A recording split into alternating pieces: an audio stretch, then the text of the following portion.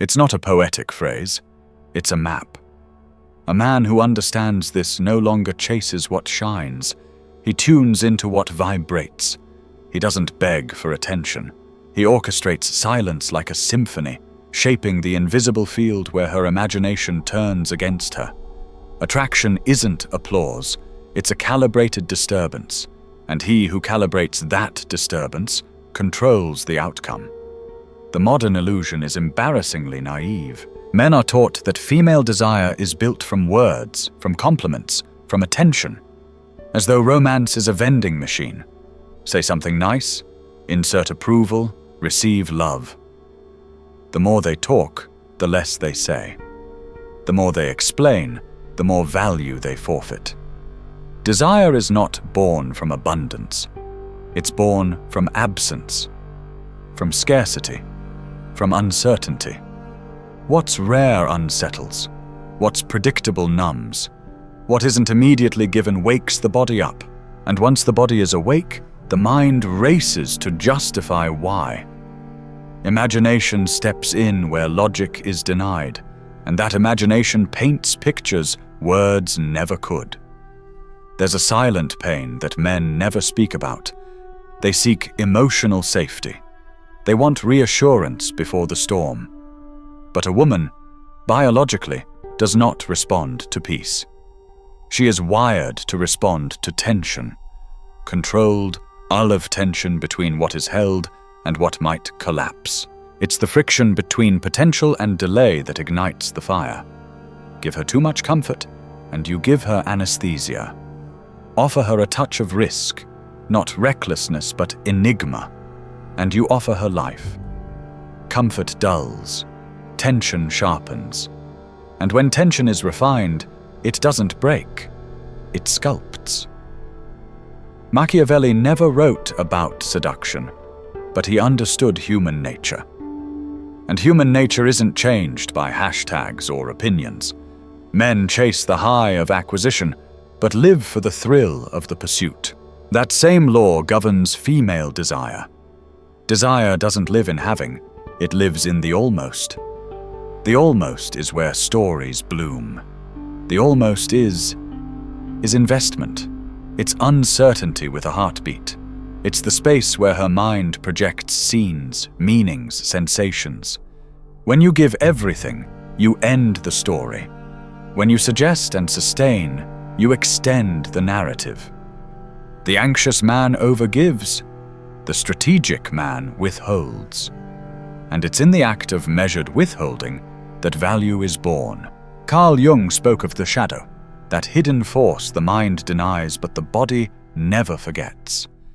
In the feminine unconscious, there's an ancient figure, a man who provokes without surrendering.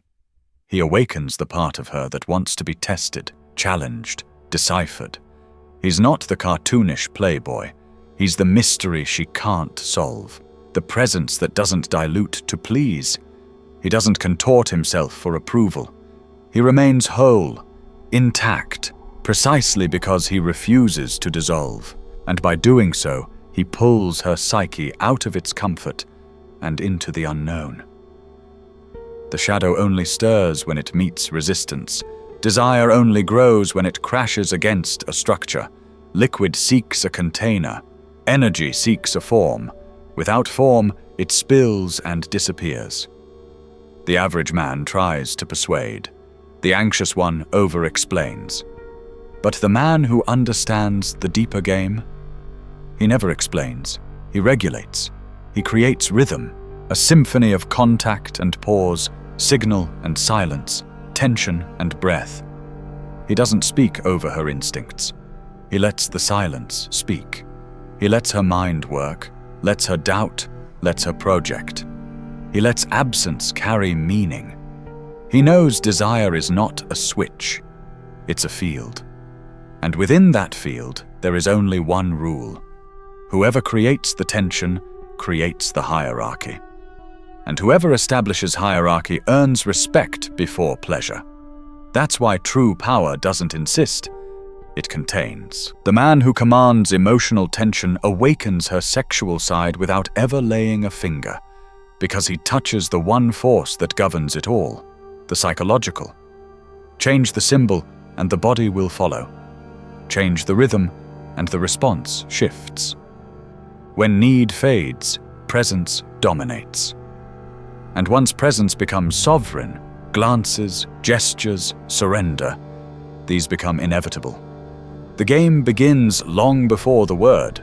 It begins the moment you stop seeking safety and start radiating calibrated tension. The moment you realize that desire is power, and all power begins with self-restraint. The greatest mistake men make is trying to connect when they should be crafting tension. The modern man approaches a woman like he's approaching a fireplace, seeking warmth. He wants to be liked. He wants to be accepted. He wants to be safe. But safety is a killer. It murders polarity. And polarity is the origin of desire. Connection isn't the beginning of attraction. It's the end of it. The more you try to connect early, the more you kill the mystery that could have built that connection organically. A man believes a woman falls in love with comfort. She doesn't. She falls into the space between curiosity and restraint. Her unconscious doesn't seek security. It seeks emotional gravity. She's not looking for a man who gives her everything. She's looking for a man who makes her feel. And feelings aren't born from explanation. They're born from energy. While the average man narrates his life, the strategic one builds presence. He doesn't rush to fill the silence. He extends it. Until she can't help but speak first. Until the silence becomes magnetic. Until the void works for him. And once she starts investing through conversation, curiosity, effort, he's already begun to win. Machiavelli would have said it clearly. Men must be caressed or destroyed. Translated to attraction, it means this. Don't be neutral. Neutrality is death. You don't stir desire by being always there. You stir it by being unpredictable. Predictability is comfort, and comfort dulls the instinct. The emotional terrain of desire is ruled by a brutal law. She must feel like she is earning something that she might lose. Not because you manipulate, but because you respect what you offer. Schopenhauer wrote that the will dominates before the intellect understands. That's why attraction blooms before logic can strangle it, which is why talking too much, being too rational, too available, it all breeds fraternity, not magnetism. Fraternity is safe. It's friendship. But friendship is sterile to desire. Only risk invites mystery. And mystery is the fuel of longing. The feminine psyche doesn't crave balance. It craves movement. Tension is the dance of opposites, light and shadow, distance and intimacy, affection and restraint. Remove one piece and the entire circuit shorts out. The modern man betrays himself. He reaches for validation, not gravity. He wants to be loved for being kind. But what she craves isn't kindness. It's polarity. A woman might admire your goodness, your stability, your efforts, and still not feel attraction. Because admiration touches the mind, not the body. And desire lives in the instinct, not in the logic. Attraction is not gratitude, it's projection. She desires not what she knows about you, but what she imagines. The more room you give her to imagine, the more she invests. And the more she invests, the deeper her desire grows. Connection isn't a strategy, it's a consequence. It happens after tension has proven its worth. A man who starts by trying to connect is like a general who begins with negotiation instead of strategy. He may earn respect, but never fear. And without that subtle current of fear, there is no desire. Every woman, whether consciously or not, gauges emotional hierarchy within the first few minutes of interaction. Talk too much, and you surrender leadership. Justify yourself, and you abdicate the throne. The man who governs tension governs perception, and perception is the throne room where desire is crowned. A woman doesn't crave the man who hands her the world. She craves the one who withholds what she secretly longs for. Desire is born from contrast. It needs friction, tension, uncertainty. When something is given fully and immediately, it loses weight. It becomes common. But what's withheld with purpose becomes sacred. That's why the men who overcompensate always fail. They drown her senses. They kill the chase. They become invisible in their excess. Because desire does not survive in abundance. It lives and breathes in the air of scarcity. The feminine psyche isn't seduced by logic. It's seduced by rhythm. It doesn't yield to words. It yields to sensation. When you fill every silence, you leave no space for her imagination to move. And imagination is the birthplace of desire. The mind of a woman feeds on ambiguity. She needs shadows, cracks, spaces. The less she knows, the more she interprets. And what is interpreted feels personal. It becomes real. The brain doesn't distinguish between what is experienced and what is vividly imagined. That's why the greatest seducers don't explain. They suggest. They give her just enough light to wonder what's hiding in the dark. Machiavelli would have called it elegant manipulation, not of the person, but of the dynamic. Because men are driven by two forces, fear and desire, and so are women. A woman desires what she feels she cannot fully possess, not because she wants to conquer, but because she wants to feel. Static admiration becomes boredom. Dynamic uncertainty becomes obsession. When a man becomes too accessible, he becomes solved, and nothing kills curiosity faster than an answer too easily obtained. But when his energy moves, forward, back, closer, distant, she leans in. She leans forward. She invests in decoding. And the more she tries to understand, the more she's already surrendered. Because in the game of desire, the one who seeks to understand first is the one who's already emotionally conquered. Jung spoke of the feminine shadow searching for a masculine presence powerful enough to awaken her chaos without destroying her structure. The man who embodies calm intensity becomes that archetype. He's not loud. He's not theatrical. He's not seduction performed. He's seduction contained. He doesn't chase attention. He bends space around himself. His absence feels like presence. His restraint becomes fuel, because tension is just energy held and shaped. And energy, when not released, becomes fascination. A woman doesn't crave peace. She craves polarity. That spark of tension that arises when she senses ferocity under control. The calm man who could devour but doesn't. The silent one who could erupt, but chooses instead to observe. That's the paradox of feminine desire. Women aren't drawn to the desperate romantic. They're drawn to the predator who doesn't need to hunt, because the predator does not ask for permission. He doesn't seek validation. He emanates power, not through words but through stillness. He doesn't try to be felt. He allows himself to be felt. And what's felt but not claimed becomes magnetic. The average man wants to be liked. The powerful man evokes. He doesn't give reassurance. He offers rhythm. He doesn't flood her with presence. He paces it. He guides the emotional tempo, swinging between attention and absence, heat and chill. He lets her imagination take half the burden, because he knows this. The most seductive sentence in the world is silence following a glance.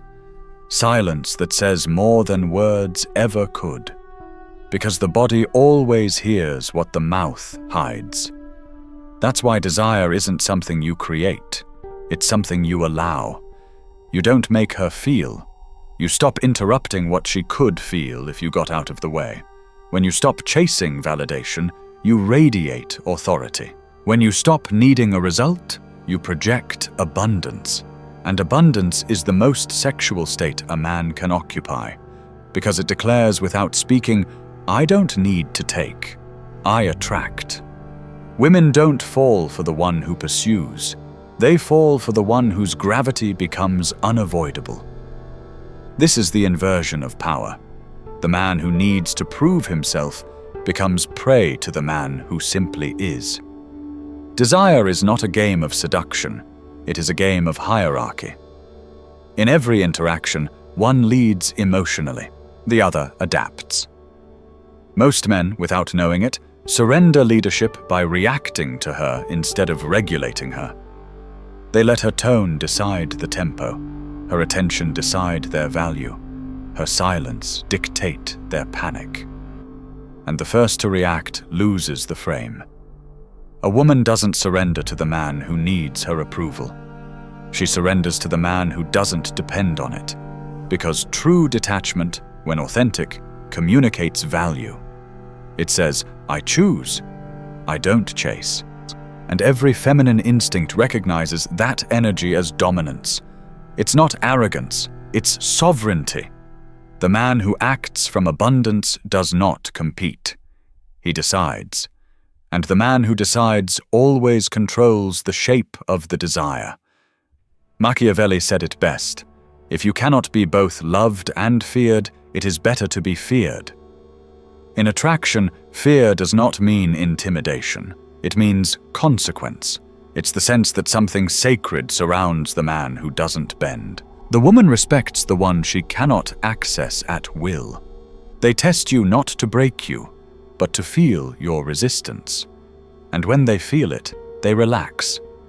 Because structure brings safety, not through explanation, but through presence.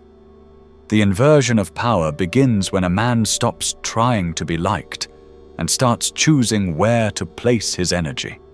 He stops begging for entry and starts observing from the threshold. He doesn't seek acceptance, he filters. He doesn't speak to fill the room, he waits for the silence to shift.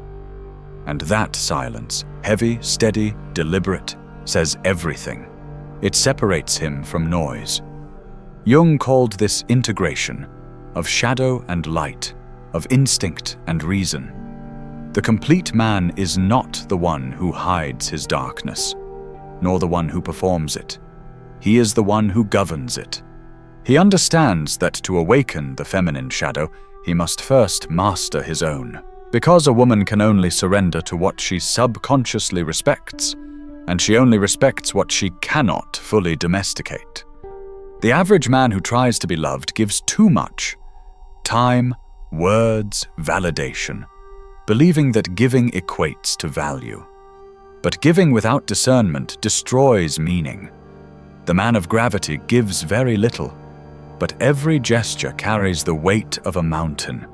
A glance, a pause, a word, all intentional. Each moment is sacred because it's rare, and what's rare becomes sacred. That's why this power inversion isn't manipulation, it's reclamation. He doesn't withdraw to punish, he withdraws to preserve. He doesn't speak less to be mysterious. He speaks less because his silence already speaks enough. His attention isn't scattered, it's earned. And every woman, knowingly or not, responds to the law that governs all attraction. The one who holds back controls the rhythm. The one who controls the rhythm governs the outcome. She doesn't surrender to words. She surrenders to the energy that lives behind them. Attraction is not communication. It's calibration. The more you talk, the more you dilute the signal. The more you explain, the more you unravel the mystery. Because desire is not about understanding. It's about intestinal rhythm, that unseen tempo that your presence imposes. A woman doesn't fall for what she comprehends. She falls for what she feels but can't name. And what cannot be named expands. The modern man, obsessed with reassurance, destroys what he chases. He wants to be liked before he's desired. accepted before he's felt, understood before he's respected. But the order of desire is not that. First comes tension, then comes respect, and then, only then, comes connection. The man who reaches for emotional safety too early becomes imprisoned in the friend zone of politeness. And polite never awakens instinct, because desire is not born from equality. It is born from contrast. Machiavelli might say that every relationship is a negotiation of power, but in the realm of attraction, power is invisible. It's not about dominance. It's not about submission. It's about rhythm. The one who controls rhythm shapes perception, and the one who shapes perception steers emotion. The man who governs emotion governs everything, even when he seems to do nothing. Because true seduction is not movement, it's gravity. Everything orbits the man who does not chase. Jung described individuation as the process of becoming whole, integrating strength and softness, reason and instinct, light and darkness. The seductive man is the one who no longer hides his primal nature, nor flaunts it. He channels it with composure. He doesn't fight his desire. He directs it. He doesn't escape tension. He rides it like a wave. He doesn't suppress his sexuality. He refines it into stillness. Because desire without discipline becomes chaos. But discipline without desire becomes emptiness. The art lies in balance. The woman's sexual awakening isn't triggered by stimulation. It's triggered by permission. She opens to what she feels is safe to feel. She blooms in the presence of a man who is no longer afraid of his own nature. When he stops apologizing for his desire, his presence becomes liberating, because the feminine doesn't open through pressure, it opens through polarity. And polarity is born the moment a man stops fearing his instinct. He doesn't hide it. He doesn't overexpose it. He simply exists in full alignment. That calm acceptance, that silent, embodied intensity, is what makes her body respond before her thoughts can catch up. Desire is not conquest. It is resonance. The more a man returns to his axis, the more his energy speaks in his place. He doesn't seduce through effort. He seduces through alignment. He doesn't beg for attention. He becomes the gravitational force that pulls it. This is the deepest paradox. The moment you stop trying to awaken desire is the moment you become the reason it awakens. Because seduction is not pursuit. It is presence. Not what you say, not what you do, but who you are when you no longer seek. A woman doesn't fall for effort. She falls into the field created by masculine certainty. A quiet certainty. The man who walks into the room without announcing himself. The one who doesn't raise his voice because his energy already speaks volumes. The man whose stillness makes the world rearrange around him. And when he sees her, truly sees her, not to win, not to impress, not to extract, but simply to witness, that's when her defenses dissolve. Because the feminine does not open to performance. She opens to sovereignty, to the man who is not chasing, but choosing, to the man who is not trying to earn her, but radiates value without effort. Every glance, every pause, every breath becomes a message. Not of need, but of power held. Power contained. Power not used to overwhelm, but to invite. And she feels it. In her body. Before her brain can rationalize it. She leans forward without knowing why. She stays engaged without understanding the pull. She begins imagining a story without being given a script. And that's the entire game, because once she starts imagining, she's already investing. And the one who imagines first, falls first, not because she's weak, but because she's responding to structure. And the feminine needs structure to trust. It needs contrast to feel. It needs tension to awaken. So the man who creates that structure, not through commands, but through presence, not through dominance, but through rhythm, he becomes unforgettable. He is the silence she remembers, the mystery that lingers, the absence that feels louder than noise. He is the one who left just enough room for her to enter with her imagination. And once the imagination enters, the body follows, the feelings bloom, the desire roots itself not in logic, but in rhythm, not in comfort, but in tension, not in words, but in what those words left unsaid. He doesn't ask to be chosen. He becomes the kind of man who gets chosen in silence, the kind who leaves echoes behind, not chaos, but certainty, not performance, but gravity. Because at the end of it all, desire is not a result, it's a reflection of the space he allows, a mirror of the authority he carries. And the final truth is this: she doesn't surrender to the man who wants her.